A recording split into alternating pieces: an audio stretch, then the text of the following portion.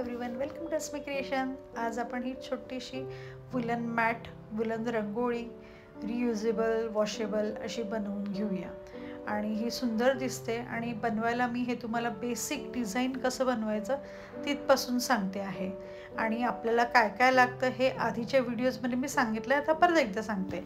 आता मी डिझाईन शिकवते म्हणून मी ह्या 3 गोष्टी घेतलेल्या आहेत। त्याबरोबर मी ग्लूगनही घेतलेली आहे, त्यानंतर मी फेदर वूल घेते आहे आणि खालचं मटेरियल जे यूज करायचं असतं ते शीट, कॅनव्हासचं कापड, हे खालती लागणार शीट। आता मी तुम्हाला पहिले डिझाईन सांगते कसं करायचं। त्यासाठी मी 5 सेंटीमीटरची त्रिज्या घेऊन रेडियस घेऊन मी सर्कल केलेलं आहे।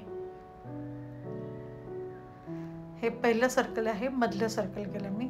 त्यानंतर मी मॅक्झिमम डिस्टन्स घेतलं आणि एक मोठं सर्कल केलेलं आहे बघा, मॅक्झिमम घेतलं, ते काय मी काउंट नाही केलं। आणि त्यानंतर त्याच्याच आतमध्ये मी एक छोटं सर्कल करते कारण ते पाकळ्या करण्यासाठी। आता हे मी डिझाईन तुम्हाला का शिकवते आहे, कारण हे एक डिझाईन तुमच्याकडे असलं की तुम्ही यापासून असंख्य रांगोळ्या करू शकतात। आता बरोबर मी हे मध्यभाग घेऊन 90 डिग्री मी बरोबर एक हे असं एक काढलं, एक रेष, आणि यालाच 90 डिग्री मी दुसरी रेष काढते आहे। आता या साधारणतः ह्या तुम्हाला काढता येतील। आणि यालाच एक दुसरी जी मेथड आहे की फोल्डिंगची मेथड, की ते सर्कल कट करायचं आणि हे फोल्ड करायचं मध्यभागी। सर्कल कट करूनही होतं आणि विदाऊट सर्कल कट करूनही होतं। आता सर्कल काही मी कट करतेच आहे बघा, तुम्हाला मी दाखवते। सर्कल कट करून अगदी इझी होतं।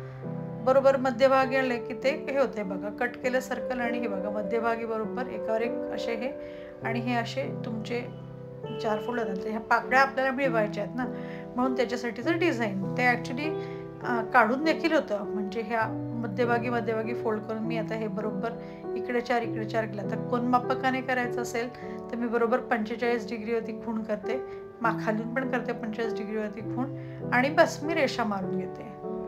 हे देखील कोन मापकाने होऊ शकतं आणि फोल्ड केलं तरी पण सेमच रेषा येणार। आणि आता ह्या पाकळ्यांसाठी ज्या विशिष्ट त्या अँगलने येतात त्या पाकळ्यांसाठीचं मी करते आहे। आता हे मी बरोबर याचा मध्यभाग काढला आहे बघा, ह्याचा मध्यभाग मी काढला आहे, हां तिथे खूण केली। आता मग हे सगळ्या सेमच पाकळ्यात म्हणून त्यानेच मी आता खूण करत चाललेली आहे। आता हे एक जे डिझाईन तुम्ही बनवलं यावरती तुम्ही वेगवेगळ्या कॉम्बिनेशनचं तुम्ही बनवू शकतात, वेगवेगळं काही। आता आणि ह्या पद्धतीने मी हे काढून घेते बघा रेषा, आणि मग हे जॉईन करते। हे बघा साधारणतः हे 25 ते 27 सेंटीमीटर तयार होते रांगोळी। हे फक्त मी जॉईन करते आहे। आणि यासाठी लागणारं मटेरियल वगैरे या आधीच्या व्हिडिओजमध्ये मी दरवेळेस सांगते, आता परत सांगितलं। आता हे कॅनव्हास शीट आहे, त्यानंतर ह्या सगळ्या शीटवरती मी आता हे मी बरोबर याच्यावरती करून घेतलेली आहे ट्रेस करून माझी ही झाली। आता कार्बनने तुम्ही ट्रेस करू शकतात। ट्रेस केल्यानंतर मी आता ग्लूगन वापरून डार्क कलर घेतला, डार्क पिंक कलर, इथे ब्लॅक कलर देखील सुंदर दिसतो बरं का। आणि आउटलाईनला मी डार्क पिंक कलर घेतला आहे आणि त्याच्याने आउटलाईनने मी आता ही आउटलाईन सगळीकडे करून घेतली आहे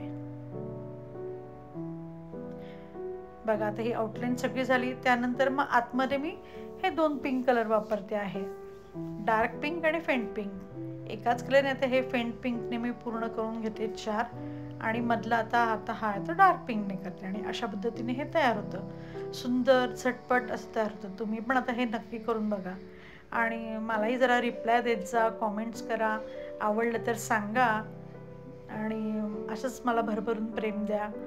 थँक्यू फॉर वॉचिंग।